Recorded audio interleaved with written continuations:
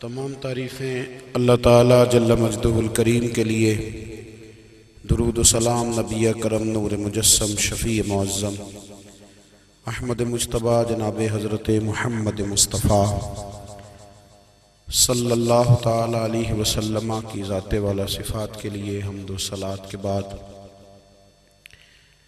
عزیز دوستو، بزرگوں اور بھائیوں،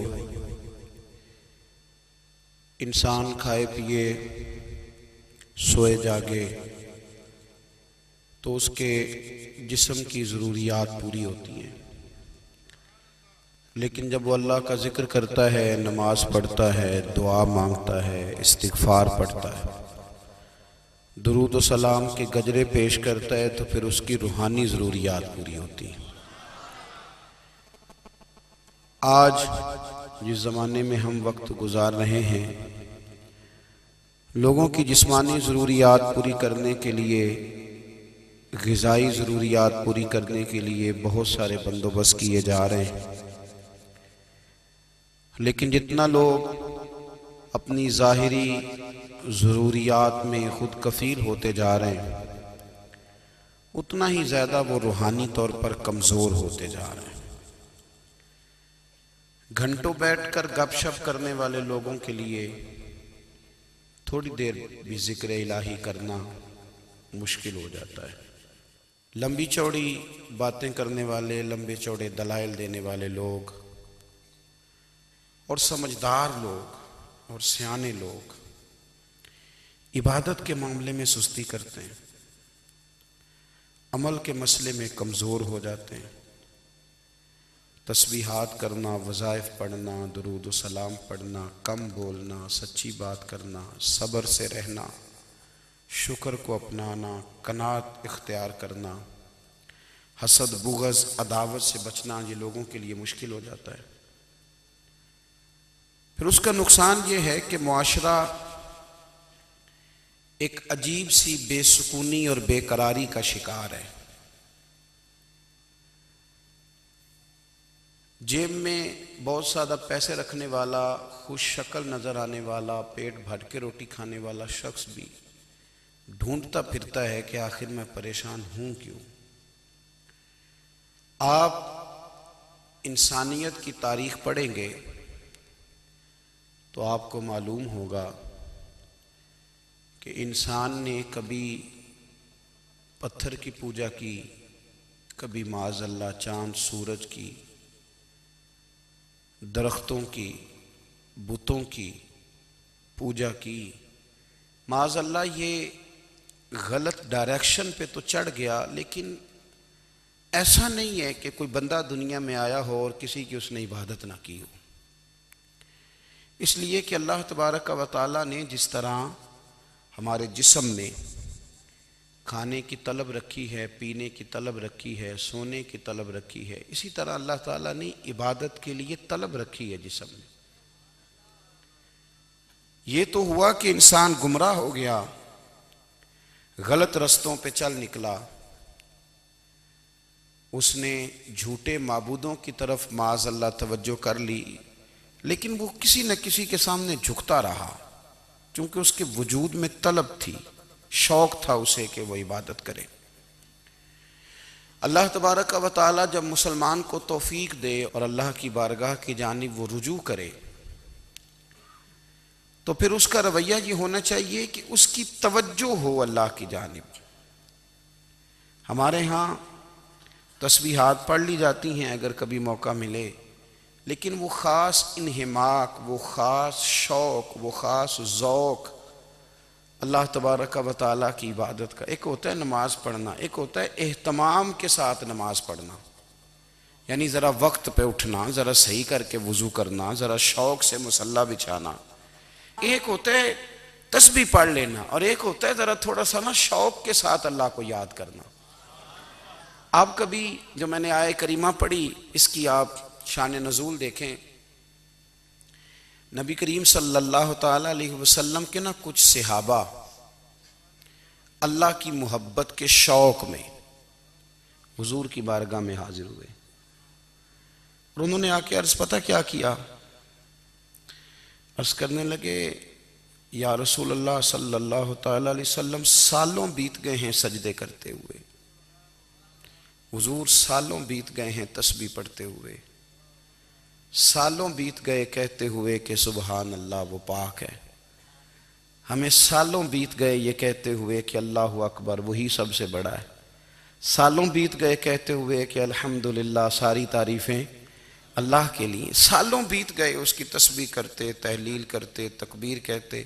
حضور اب نہ ہمارا اپنے رب سے ملنے کو جی چاہتا ہے، کبھی اے حقیقت منتظر نظر آ نہ لباس مجاز میں، لاکھوں سجدے تڑپ رہے ہیں میری جبین نیاز میں۔ اور اقبال کہنے لگے کہ تیرے عشق کی انتہا چاہتا ہوں، تو میری سادگی دیکھ کیا چاہتا ہوں، میرا ذرا سا تو دل ہے مگر شوخ اتنا، میں وہی لن ترانی سنا چاہتا ہوں۔ میرا بھی دل کرتا ہے کہ اللہ میں تجھے کہوں میں تجھے دیکھنا چاہتا ہوں، جس طرح حضرت موسیٰ کلیم علیہ السلام نے کہا تھا، اور تو مجھے کہے کہ لن ترانی تو نہیں دیکھ سکتا، ذرا سا تو دل ہے مگر شوخ اتنا، میں بھی وہی لن ترانی سنا چاہتا ہوں۔ پھر کہنے لگے بھری بزم میں راز کی بات کہہ دی، بڑا بے ادب ہوں سزا چاہتا ہوں۔ دیکھو سب لوگوں کے بیچ ہی میں نے یہ کہہ دیا۔ میرے عزیز صحابہ نا شوق میں، کتنے سارے لوگ ہیں آپ، کتنی ماشاءاللہ بڑی تعداد میں آپ آئیں، ہم بھی کبھی اس شوق میں گئے ہیں کہ ہمارے رب کو دیکھنے کو دل چاہتا ہے، ہمارا جی چاہے وہ کبھی ہمیں ملے، ہم کبھی اس کی زیارت کریں، اس کی بارگاہ کرم میں ہم حاضر ہوں۔ صحابہ نے عرض کیا یا رسول اللہ صلی اللہ تعالی وسلم ہمارا رب کہاں ہے؟ ہمارا نا اپنے رب کو دیکھنے کو جی چاہتا ہے۔ جب صحابہ نے یہ عرض کیا تو اللہ نے قرآن مجید نازل کیا، فرمایا وَإِذَا سَأَلَكَ عِبَادِي أَنِّي فَإِنِّي قَرِيبٌ، محبوب جب میرے بندے آپ کی بارگاہ میں آ کے میرے بارے میں پوچھیں نا تو ان سے کہہ دینا میں ان کے قریب ہی ہوں، قریب ہی ہوں۔ دلیل کیا ہے؟ بھائی اذا دان، یہ جب بھی مجھ سے دعا مانگیں گے میں ان کی دعاؤں کو قبول فرماؤں گا، میں ان کے قریب ہوں، میں ان کے قریب ہوں۔ یہ جب بھی دعا مانگیں گے نا میں قبول کروں گا، میں ان کے قریب ہوں۔ اللہ تبارک و تعالیٰ کے بندے اللہ سے محبت کرتے، رب کی بارگاہ میں جھکتے، اس کو اپنے دکھ سناتے، اس کے پیارے محبوب صلی اللہ تعالیٰ علیہ وسلم کا وسیلہ لے کے اس کے حضور حاضر ہو جاتے، پیشانیاں سجدوں سے روشن ہوتی۔ ہم نا ہر چیز کے لیے وقت نکالتے ہیں، ہر چیز کے لیے، لیکن عبادت کے لیے وقت نہیں نکالتے۔ ہر شے آباد ہے، ہر شے، ہماری فیس بک بھی آباد ہے، واٹس ایپ بھی آباد ہے، ہمارے ٹویٹر بھی آباد ہیں، ہماری ہر چیز آباد ہے۔ سب سے کم آباد ہمارا مصلی رہ گیا ہے، سب سے کم۔ وہ لوگ اب ڈھونڈنے سے ملتے ہیں جن کی بغل میں مصلی ہوتا تھا۔ میرے بھائی آپ کتنا کو دنیا کے پیچھے بھاگو گے تھکا دے گی، کتنا دولت کے پیچھے بھاگو گے تھکا دے گی۔ آپ جب اپنی زندگی میں جمع تفریق کرو گے نا تو مرتے وقت احساس ہوگا کہ سارا کچھ تو لوگوں کے لیے کیا، اپنے لیے تو کر ہی کچھ نہیں سکے۔ اور ہم عبادت کے معاملے میں بہانے بازی بھی کرتے ہیں، ہم کہتے ہیں اوہو رزق کمانا بھی تو عبادت ہی ہے نا، تو میں حلال روزی کے لیے جا رہا ہوں یہ بھی تو عبادت ہے نا۔ میری طرح کے لوگ کہہ دیتے ہیں کہ میں سویرے اٹھ کے مدرسے میں کچھ اسباق دیکھتا ہوں تو یہ بھی تو عبادت ہے، میں بیان کرنے کے لیے مطالعہ کرتا ہوں تو یہ بھی تو عبادت ہے نا، اتنے لمبے سفر کر کے ملک میں دنیا میں گھومتا ہوں تو یہ بھی تو میں عبادت ہی کر رہا ہوں۔ اب اسپیشل نفلوں کے لیے وقت کس طرح نکلے، اسپیشل کر کے تسبیح میں کیسے چلاؤں، میں سارا کچھ ہم بہانے بنا لیتے ہیں نا۔ میرا سوال یہ ہے کہ یہ ساری باتیں صحابہ کو، نبی کریم کو، دیگر لوگوں کو بھی تو پتہ تھی نا، لیکن آپ غور تو کریں 23 سال حضور کو وقت ملا، مختصر وقت ظاہراً تبلیغ کرنے کے لیے، پوری دنیا میں دین بھی پھیلانا ہے۔ گھر میں 11 ازواج ہیں، 4 بیٹیاں ہیں، ان کی اولادیں، سارے کام کاج بھی دیکھنے ہیں، لیکن سیدہ طیبہ طاہرہ حضرت عائشہ صدیقہ رضی اللہ تعالیٰ عنہ فرماتی ہیں سارا دن تبلیغ کرتے، ہر غلام کے دکھ سنتے، گھر میں آتے تو اپنے گھر والوں کا خیال کرتے، کام میں ہمارا ہاتھ بٹاتے۔ قربان جاؤں، کہتی ہیں زمانہ سارا سو جاتا لیکن آمنہ کے لال مصلی بچھا لیتے۔ دنیا سو گئی ساری، سب سو گئے، جو خدام تھے، وہ جو غلام تھے، وہ سو گئے۔ صحیح مسلم میں لفظ ملیں گے، سیدہ پاک فرماتی ہیں او میرے نبی کے غلاموں، میں نے یہ رنگ بھی دیکھا ہے کہ حضور نے اتنا کھڑے رہے، اتنا قیام کیا، اتنا قیام کیا کہ مقدس پیروں میں ورم آ گئے، سوج گئے پیر، اتنے بڑے۔ دل پہ ہاتھ رکھ کے نہیں بتا سکتا کہ میرے کبھی نماز میں پیر سوج گئے ہوں، کوئی نہیں بتا سکتا۔ بچوں کی روٹی کماتے تھک گئے بات الگ ہے، ہم سیر کرنے گئے تو تھک گئے بات الگ ہے، لیکن عبادت میں یہ بھی تو مسلم شریف ہے نا، یہ بھی تو دین ہے نا، یہ بھی تو حضور کی سنت ہے، یہ بھی تو وہ چیز ہے جو کریم کی آنکھوں کی ٹھنڈک ہے۔ سیدہ فرماتی ہیں پیروں میں ورم آ گئے، اور ساری رات ہی حضور نے نماز پڑھی اور ایک ہی آیت بار بار دہرائی۔ مسجد نبوی میں بلال حبشی نے فجر کی اذان دے دی اور حضور ابھی مصلی پہ تھے، کریم فارغ ہوئے۔ میں نے عرض کی یا رسول اللہ صلی اللہ علیہ وسلم، آپ کے تو صدقے اللہ اگلے پچھلوں کے گناہ معاف کرے گا، تو آپ اتنی آہوزاری کیوں فرماتے ہیں؟ آپ تو شفیع ہیں، آپ تو انبیاء کے امام ہیں۔ تو حضور نے فرمایا عائشہ تم نے گنوایا ہے نا میرے اللہ کی مجھ پر کتنی رحمت ہے، افلا اکون عبدا شکورا، فرمایا اگر اس نے اتنی نعمتیں دی ہیں تو کیا میں اس کا شکر گزار بندہ نہ بنوں؟ میں شکر گزار بندہ نہ بنوں اس کا؟ پھر اگر اتنی نعمتیں اس نے دی ہیں، مجھے اتنا نوازا ہے، تو پھر میں اس کے سامنے سجدے نہ کروں؟ او میرے بھائی، بڑے قابل فخر لوگ ہیں ہم کہ ہم نبی پاک کے غلام ہیں، ہم قابل فخر ہیں کہ نبی کریم کے غلام ہیں۔ کیا کبھی اس غلامی کے شکرانے میں بھی دو نفل پڑھے کہ یا اللہ تیرا شکر ہے تو نے ہمیں حضور کا غلام بنایا ہے؟ یاد رکھیں کہ اپنی روحانی زندگی کو آباد کریں، استغفار پڑھیں، تسبیحات کریں۔ حضرت عبداللہ ابن عمر رضی اللہ تعالیٰ عنہ حضرت عمر کے صاحبزادے، مکہ مکرمہ میں ان کی قبر ہے۔ میں نے جب انہیں پڑھا تو مجھے ان سے بڑا پیار ہو گیا،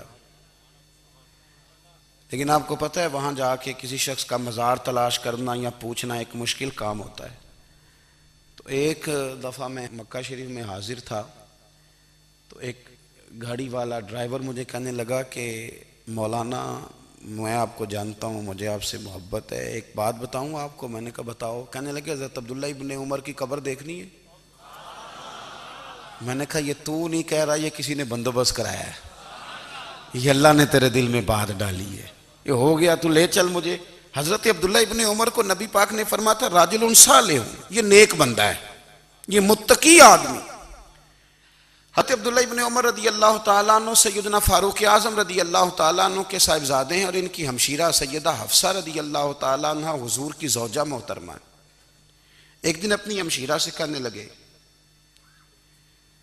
کہ نبی کریم صلی اللہ تعالیٰ علیہ وسلم گھر میں آئے نا، اور اگر حضور غم امت میں پریشان نہ ہوں، طبیعت کو حشاش بشاش دیکھو، تو ذرا پوچھنا تو صحیح حضور کا میرے بارے میں کیا خیال ہے، پوچھنا تو صحیح کہ کریم کی بارگاہ میں میرا کیا مقام ہے، میرے بارے میں حضور کیا فرماتے ہیں۔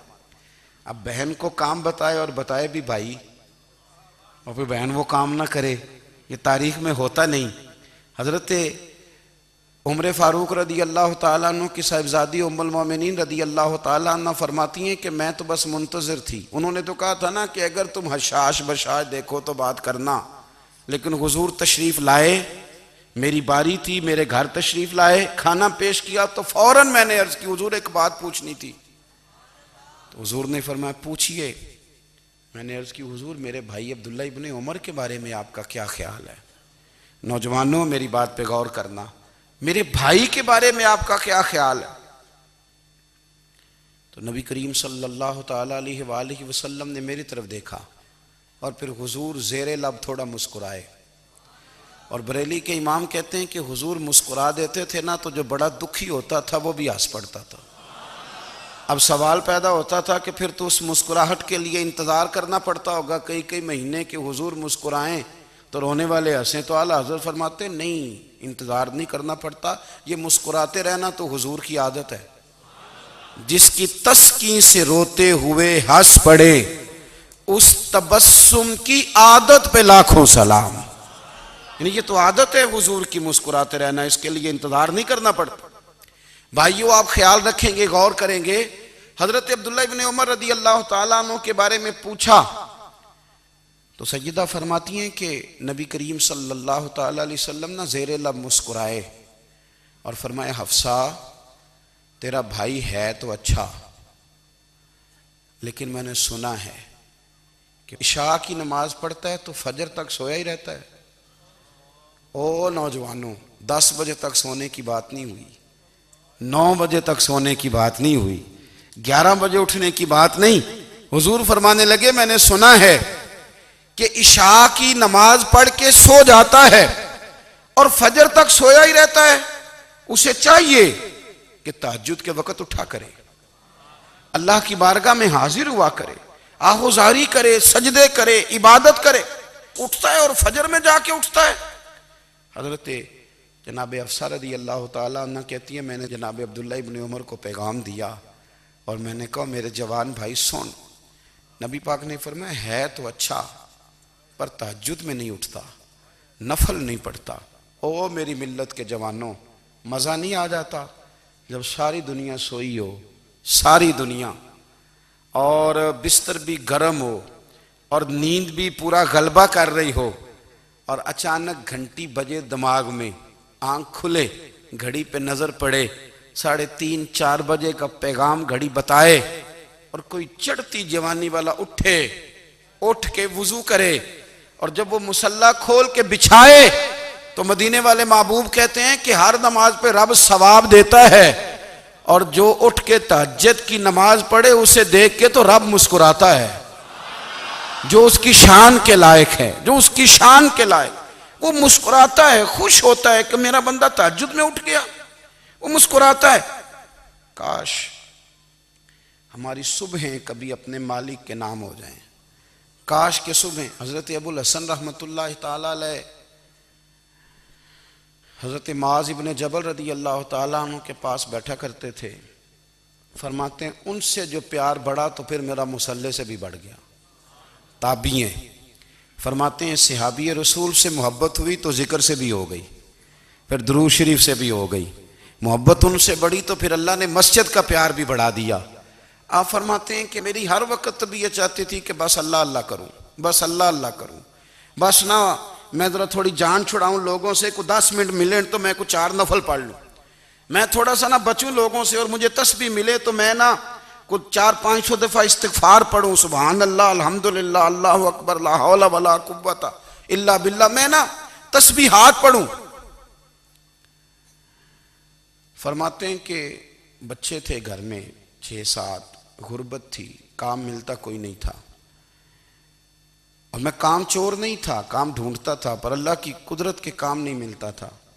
فرماتے ہیں کہ میں نے ایک دن اپنی اہلیہ سے کہا کہ آج میں پھر جاتا ہوں کام ڈھونڈنے، تو میری بیوی بڑی فرما بردار تھی، پر اس دن نہ غربت کے ہاتھوں تنگ آ کے کہنے لگی آج نانا کوئی تو چیز لے کے آیا، تو مجھ سے بچوں کی بھوک نہیں دیکھی جاتی، یہ سب روگاں دا روگ محمد جس دا نام غریبی، کنڈ بلا کے لنگ جاندے نہیں دوست یار قریبی، آج نہ کچھ لے کے آیا تو میں بچے لے کے میکے چلی جاؤں گی۔ شیخ فرماتے ہیں کہ میں بڑا پریشان گھر سے نکلا، پر میں نے صبح سے لے کے زور تک کام ڈھونڈا، کام ملا کوئی نہیں، تو میرے دل میں خیال آیا چلو کام نہیں ملتا تو اللہ اللہ تو کرے نا، چلو بندوں کی مزدوری نہیں ملتی تو رب کریم کی عبادت ہی کرتے ہیں۔ فرماتے ہیں کہ میں نے نا فرات کے پانی سے وضو کیا، نہر کے، شدید دھوپ تھی، ساتھ ریت تھی اور ریت تپ رہی تھی، میں نے اپنا رومال وہیں مصلی کے طور پر بچھا لیا، اور فرماتے ہیں کہ زور سے لے کر عصر تک نماز پڑھی، دھوپ بھی پورے زور پہ، پر میرے سجدے کا ذوق بھی پورے زور پہ۔ فرماتے ہیں سورج بھی چمک رہا ہے اور رب کی عبادت کا ذوق بھی پورے زور پہ، میں سجدہ کروں تو پھر میرا اٹھانے کو جی نہ چاہے، میرے استاد لکھا کرتے تھے، یہ ان کا شعر ہے، وہ کہا کرتے تھے مجھے سوز دے، مجھے ساز دے، اور مجھے نیم شب کا نیاز دے، دم سجدہ خود کو میں توڑ دوں، مجھے ایسا ذوق نماز دے۔ اور میں تیری بہار کا پھول ہوں، میں کھلا بھی ہوں تو تیرے لیے، مجھے میری شاخ سے توڑ لے، مجھے اپنی زلف کا ناز دے۔ بھائی فرماتے ہیں کہ عصر تک میں نے نفل پڑھے، دل ڈھلنے لگا، عصر کی نماز پڑھی اور میں وہاں سے چلا۔ اب میں جب نکلنے لگا تو دل میں خیال آیا کہ چھوٹی چھوٹی دیواریں ہیں گھر کی، بغیر کچھ لیے جاؤں گا تو بیوی دور سے دیکھے گی تو شور کرے گی کہ پھر خالی ہاتھ آ گیا ہے۔ کہتے میں نے اپنے اسی رومال میں جس پہ میں نے نماز پڑھی تھی نا، رومال میں کیا آخی دے پنجابی جو صافہ کہتے ہیں، اسی میں نا میں نے کچھ ریت بھر لی کہ وہ دور سے دیکھے گی تو سمجھے گی کچھ لے کے آیا ہے، چلو جا کے اسے بتا دوں گا کہ آج پھر مزدوری نہیں ملی۔ کہتے ہیں وہ ریت لے کر جب میں گھر میں گیا تو پہلے بیوی دروازے پہ کھڑی ہوتی تھی، پوچھتی تھی خالی ہاتھ آ گئے ہو؟ آج میں نے دیکھا تو ہے ہی کوئی نہیں۔ فرماتے ہیں میں اندر داخل ہوا، سلام لیے، کونے میں نے وہ رومال رکھ دیا اور میں نے آواز دی کہ بھلی مانس کہاں ہو؟ تو وہ کہنے لگی آپ منہ ہاتھ دھو لیں، میں روٹی لے کے آئی۔ میں نے کہا روٹی کہاں سے آ گئی؟ یہاں تو کئی دنوں کے فاقے ہیں، تو کئی دنوں کی غربت ہے، یہاں تو اس گھر میں تو فقیری ہے۔ فرماتے ہیں کہ وہ روٹی لے کے آئی اور اس وقت کی جو موجودہ نعمتیں تھیں، سمجھ لیں سلاد، اچار، ہر چیز ساتھ لائی۔ میں نے کہا کہ بچے کہاں گئے؟ کہنے لگی وہ کھانا کھا کے کھیلنے گئے، آپ کھانا کھا لیں آ جاتے ہیں۔ کھانا اس نے چن دیا۔ میں نے حیرت انگیز لہجے میں ساری نعمتیں اپنے دسترخوان پہ دیکھ کر کے بیوی سے پوچھا یہ کہاں سے آیا کھانا؟ بچوں کو تو نے کہاں سے کھانا کھلایا؟ یہ سارا کچھ کیسا ہے؟ تو کہنے لگی پتہ نہیں آج آپ کس کریم کی مزدوری کرنے چلے گئے تھے، پتہ نہیں کس کریم کی، میرے گھر میں تو اتنی نعمتیں آئی ہیں کہ مجھ سے سنبھالی نہیں جا رہی، اتنا اناج ہے، اتنا گندم ہے، کس کریم کے دروازے آج چلے گئے تھے؟ یہ کہتے کہتے وہ اٹھی اور اٹھ کر کے کہنے لگی پہلے ہی بڑا کچھ آیا تھا، اب کیا لے آئے ہو؟ اور جا کر کے نا اس نے وہ ریت والا رومال کھولا، کہنے لگے میں تو لے کے آیا تھا ریت، تو میرے رب نے اسے بھی سونے اور ہیرے بنا دیا تھا۔ جب آپ کی توجہ اللہ کی جانی، میرے نبی پاک صلی اللہ تعالی علیہ وسلم نے فرمایا ہر چیز اپنے رب سے مانگ، ہر چیز مانگ، ہر چیز مانگ۔ یا رسول اللہ کیا کچھ؟ میرے محبوب نے فرمایا تیرے گھر میں نمک بھی ختم ہو جائے تو وہ بھی اپنے رب سے مانگا کر، تو مانگنا وہ تجھے دے گا، تو اس کی بارگاہ میں کشکول طلب دراز تو کرنا۔ اور ترمذی شریف میں عجیب لفظ ہیں، رسول کائنات نے فرمایا، رب کریم فرماتا ہے جب میرا بندہ ہاتھ اٹھاتا ہے نا تو مجھے حیا آتی ہے کہ میں خالی کیسے لوٹا دوں اس کے۔ اتنے بڑے بادشاہ کی بارگاہ میں، او بھائی لوگوں سے عزتیں تلاش کرتے ہو تو وہ کیا تمہیں عزت دیں گے؟ وہ تو کل اچھا کہتے ہیں پرسوں برا کہنے لگ جاتے ہیں۔ لوگوں کے سامنے گڈ بک میں آنا چاہو گے تو وہ تو سویرے تمہارے بارے میں کچھ کہیں گے، شام کچھ اور کہیں گے۔ اپنی روحانی زندگی آباد کریں، اپنے مسلح کو وقت دیں، اور دنیا سے چھپ کر اس موبائل کو بند کر کے اور اپنے آپ سے بھی چھپ کے اور تنہا ہو کے چھپا کے سارا کچھ اپنے آنسو اپنے رب کی بارگاہ میں پیش کریں، اس کے حضور حاضری دیں۔ سنو نا ترمذی کی حدیث، اور اسے یاد رکھنا، نبی پاک علیہ السلام نے فرمایا اپنے دکھ لوگوں کے سامنے نہ بیان کرنا، سیٹھوں نوابوں کو نہ بتاتے پھرنا، دنیا داروں کے سامنے جا کے نہ رونا کہ میں تکلیف میں ہوں۔ فرمایا اگر دنیا داروں کو دکھ بتاؤ گے رب تمہیں کبھی غنی نہیں کرے گا، اور لوگ ہیں کہ الٹا مذاق اڑائیں گے۔ آپ کی جس سے بڑی پکی یاری ہے نا، پکی، وہ تب تک پکی ہے جب تک آپ نے 50,000 مانگا نہیں، اور جس وقت آپ نے کہہ دیا کہ میں مجبور ہوں میری مدد کر تو پھر ختم ہو گئی دوستی۔ لوگوں کی تعلقات آپ کے ساتھ تب تک ہیں جب تک آپ ان سے کوئی ضرورت وابستہ نہیں کرتے۔ کریم محبوب فرمانے لگے بندوں کے سامنے دکھ نہ بیان کرنا، اللہ تجھے کبھی غنی نہیں کرے گا، تو اپنے دکھ اپنے رب کو بتا، تو دعائیں مانگ، تو اس کی بارگاہ میں حاضر ہو، تو اس کے حضور عرض کر۔ فرمایا اپنے دکھ اپنے رب کو بتا، وہ جلدی کرے یا دیر سے کرے تجھے ساری دنیا سے بے نیاز کر دے گا، تجھے کسی کا محتاج نہیں رہنے دے گا۔ اپنے مسلح کو، اپنی دعاؤں کو. ایک بزرگ فرماتے ہیں میں نے دعا مانگنے کا طریقہ اپنی بیوی سے سیکھا. دعا مانگنے کا طریقہ اپنی، سیکھنے والے تو اپنے بچوں سے بھی سیکھ لیتے ہیں، سیکھنے والے تو ہر ایک سے سیکھتے ہیں. وہ کہتے ہیں میں نے دعا مانگنے کا سلیقہ اپنی بیوی سے سیکھا ہے. حضرت وہ کس طرح؟ فرمانے لگے میری بیوی نے نا مجھے کوئی کام بتایا، کچھ پیسوں کی ضرورت کے لیے کہا، تو میں نے اسے کہا کہ بھئی ابھی میرے پاس نہیں ہے، کچھ دنوں میں آتے ہیں تو میں دے دوں گا.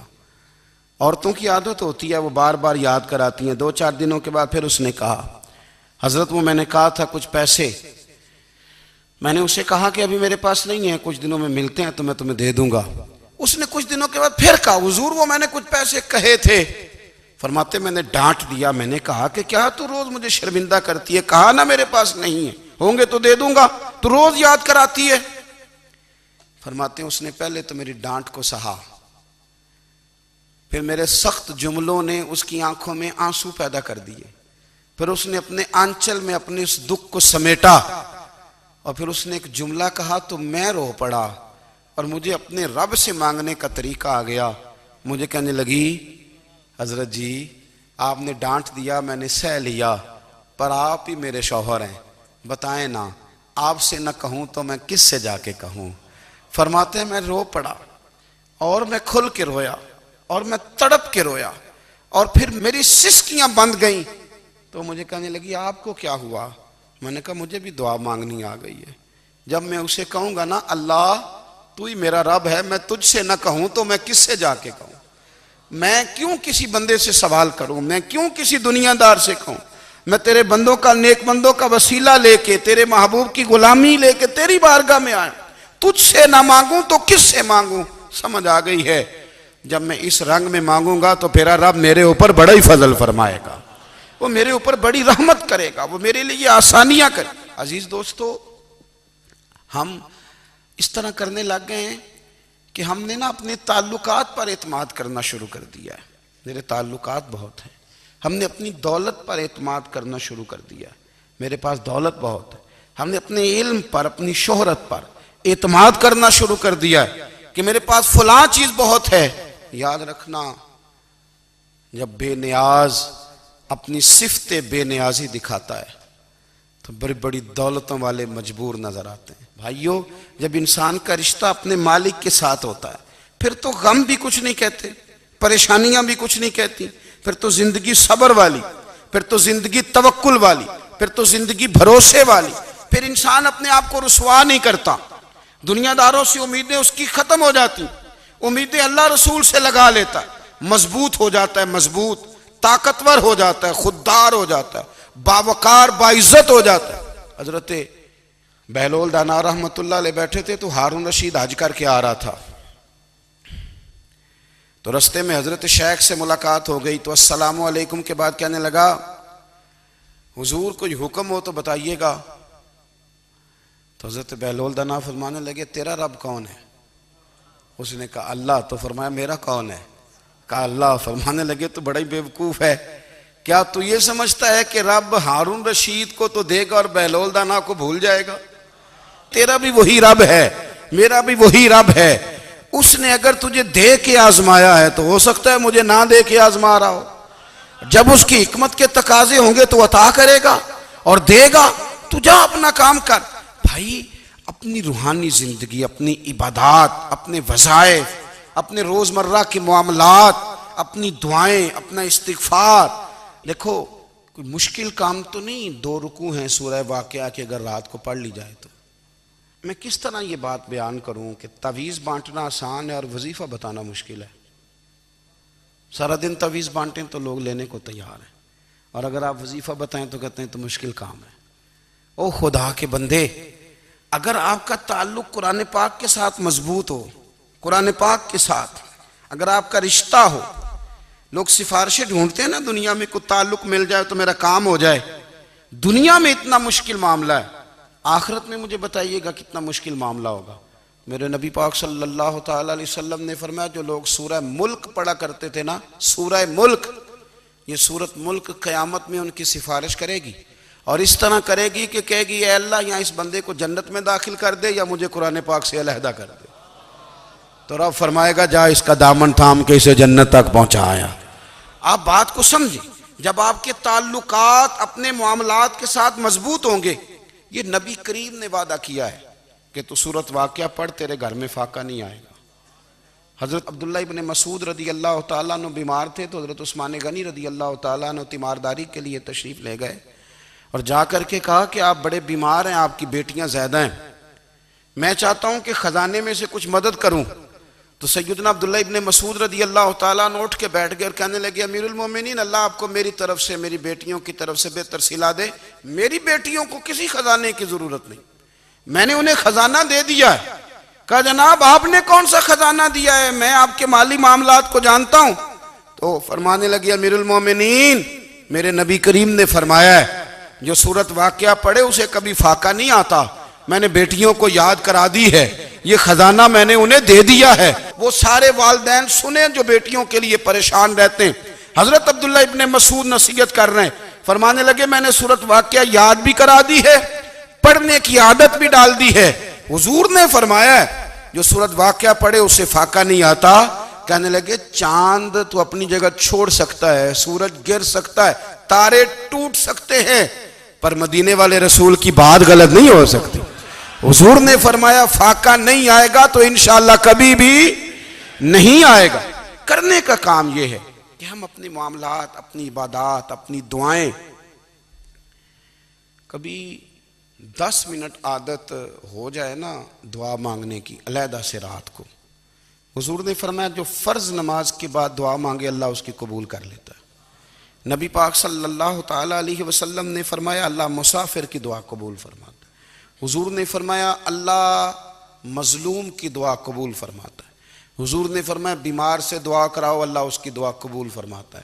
میرے نبی پاک نے فرمایا ماں باپ جب بھی اولاد کے لیے ہاتھ اٹھائیں، ویسے تے بلے شاہ تو آسمانی اڈدیاں ہی پھڑ دیں، جڑا گھر بیٹھا انہوں بڑھیا ہی نہیں. حضور فرمانے لگے ماں باپ جب بھی اولاد کے لیے دعا فرمائیں اللہ ان کی دعا کو قبول کرتا ہے. آپ اپنا تعلق بنائیں دعا کے ساتھ، عبادت کے ساتھ، مصلی کے ساتھ رشتہ بنائیں، استغفار پڑھیں. صلاح الدین ایوبی صلیبی جنگوں میں تھے. رات کو مسجد اقصی میں نماز پڑھی تو پریشان تھے.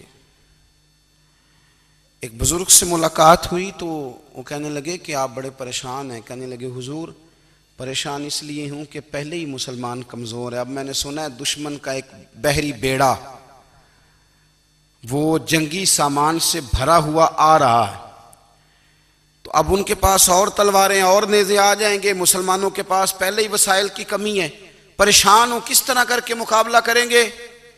یہ بات کہتے ہی صلاح الدین ایوبی نے بزرگوں سے کہا حضور آپ بھی دعا کرنا، دعا کی بڑی طاقت ہے. میرے نبی پاک نے فرمایا دعا مومن کا ہتھیار ہے، دعا مومن کا، دعا مومن کا.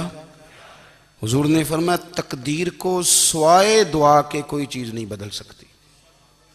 دعا مومن کا ہتھیار ہے، یہ کافر کے پاس کوئی نہیں، یہ ہتھیار ہے مومن کا. اللہ کرے آپ کو سمجھ آئے. پھر سنیں کئی بار کہہ چکا ہوں یہ ہتھیار ہے. کافر کے مقابلے میں جو تیرے پاس سب سے بڑا ہتھیار ہے وہ دعا ہے. دعائیں کرانی چھوڑ دی، کرنی چھوڑ دی، لینی چھوڑ دی. حضرت سیدنا انس بن مالک رضی اللہ تعالیٰ عنہ فرمایا کرتے تھے میں نے وہ رنگ دیکھا ہے جب حضور دعا مانگتے تھے اور حضور کی مقدس آنکھوں میں آنسو بھی ساتھ ہی بہا کرتے تھے، میں نے وہ انداز دیکھا. تو صلاح الدین ایوبی بزرگ سے کہنے لگے آپ بھی دعا کیجیے، اور خود رونے لگے اور سر سجدے میں رکھ کے رونے لگے اور عشاء سے لے کر فجر تک روئے، خوب روئے. صبح وہ بزرگ آئے تو صلاح الدین ایوبی کا خوبصورت اور ہنستا ہوا چہرہ دیکھا. کہنے لگے آپ بڑے خوش ہیں، رات تو میں نے بڑے روتے ہوئے دیکھا تھا. تو کہنے لگے حضور وہ جو بحری بیڑا آ رہا تھا نا وہ پانی میں ڈوب گیا ہے، اب وہ نہیں آ رہا، ابھی خبر آئی ہے تو میں بڑا خوش ہوں. بزرگ کہنے لگے اٹھ سینے سے لگ اور سن ایک بات، وہ بحری بیڑا پانی میں نہیں ڈوبا، وہ تیرے آنسوؤں میں ڈوب گیا ہے. وہ جو تو رات رویا ہے نا رب کریم کی بارگاہ میں تو وہ ڈوب گیا ہے. بھائی اپنا مصلی کا، عبادت کا، وظائف کا، اللہ اللہ کا سلسلہ اس کو مضبوط کریں، اپنی دعاؤں کے تعلق کو مضبوط کریں۔ دعائیں بڑے انقلاب برپا کر دیتی ہیں۔ ہم تھوڑے تھوڑے نا جب سے خشک ہوئے ہیں نا، خشک، اور میری تو جماعت ہی صوفیاء کی جماعت تھی، ہم تو داتا علی اجمیری کی جماعت سے، ہم تو خواجہ اجمیری کی جماعت سے، ہم تو شیخ احمد فاروق سرہندی کی جماعت سے، ہم تو صوفیاء کی جماعت۔ ہماری جماعت نے بھی وہ تعلق جو ہمارے بزرگوں نے بنایا تھا۔ بزرگ اللہ کے قریب کیسے جاتا ہے؟ تو ہمارے یہاں نا بہت سارے لوگ کہتے ہیں جی نظر ہو گئی تو کام ہو گیا۔ بھئی جو بخاری مسلم میں طریقہ ہے نا اللہ کا قرب پانے کا، وہ تو نفل ہے۔ نبی کریم علیہ السلام نے فرمایا بندہ نفلوں کے ذریعے رب کے قریب جاتا ہے، اور اتنا قریب جاتا ہے کہ پھر اللہ اس کی زبان بن جاتا ہے، اللہ اس کی آنکھیں بن جاتا ہے، کان بن جاتا ہے، ہاتھ اور پیر بن جاتا ہے۔ تو یہ تو عبادت ہے، یہ تو اللہ کی بارگاہ کی حاضری ہے جو آپ کو اللہ کے قریب کرے گی۔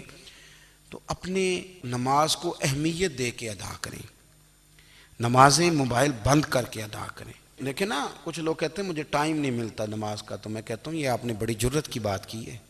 مجھے کو میرا پیر بھائی کہہ دینا میرے پاس ٹائم نہیں آپ کو ملنے کا، تو میں کہتا ہوں آج کے بعد آنا ہی نہ۔ تو کیا سمجھتا ہے تو بہت بڑا آدمی ہے، تیرے پاس ٹائم نہیں ہے اور ہمیں ملنے کا ٹائم، موج کر۔ تو آپ نے اللہ رسول کو کہہ دیا ٹائم نہیں۔ اور عجیب فلسفہ ہے نا، کہا جائے نماز پڑھنے آؤ تو کہتے ہیں کپڑے ٹھیک نہیں، اور کہا جائے کہ آؤ ذرا دعوت پہ چلیں تو کہتے ہیں 1 منٹ ٹھہر میں کپڑے بدل کے آیا۔ نماز کے لیے کہا تو کہتا ٹھیک نہیں، دعوت کے لیے کہا تو کہتا میں ذرا تیاری کر لوں، یوں جانا مناسب نہیں۔ یہ معاملہ ٹھیک نہیں۔ رب تو فرماتا ہے کہ جب تم مسجد میں آ تو زینت اختیار کر کے آ، خوب ذوق سے دعا مانگیں، خوب شوق سے نماز پڑھیں، خوب استغفار کا مزاج بنائیں۔ آپ لوگوں کے بیچ رہ کے سوکھ حاصل کرنا چاہتے ہیں، لیکن آپ کو پتہ ہے کئی مہینے غار حرا میں رہنا بھی مدینے والے محبوب کا طریقہ ہے۔ ہر سال اعتکاف بیٹھنا الگ سے، یہ بھی حضور کا طریقہ ہے۔ مسجد نبوی کے اندر دروازہ کھلتا تھا نبی کریم کا، پر گھر کے اندر نفل پڑھے نبی پاک نے۔ اور حضور فرماتے ہیں کچھ نفل نماز گھر میں بھی پڑھا کرو، گھر کو قبرستان نہ بناؤ۔ ہمارا گھر اللہ کے ذکر سے آباد ہوگا اگر ہم نماز پڑھیں گے نا۔ میں جب سنت پڑھنے کے لیے گھر میں کھڑا ہوتا ہوں تو میرا جو 2.5-3 سال کا بیٹا ہے نا، وہ بھی میرے ساتھ نماز پڑھنی شروع کر دے۔ اسے پتہ کوئی نہیں نماز کیا ہوتی ہے، لیکن وہ بھی نا سجدہ نہ بھی کرنا ہے تو ساتھ لیٹ ضرور جاتا ہے۔ پتہ چلا بچے لیکچر دینے سے نماز نہیں پڑھتے، نماز شروع کر دیں تو بچے بھی شروع کر دیتے ہیں۔ ہم جب پریشان ہوتے ہیں تو لیکچر دیتے ہیں، تو لیکچر تو باہر شاید چل جائے، گھر میں کیسے چلے گا؟ گھر میں تو عمل چلے گا۔ تو میرے عزیز، آج کے اس روحانی اجتماع میں ہمارے دوستوں نے جو محنت کی، ہم نے بار بار اپنی نیت سے پوچھا خدا ہمیں معاف کرے اگر کوئی ذاتی شہرت ہے، کوئی ہمارے ذاتی مفادات ہیں، رب ہمیں ہدایت دے۔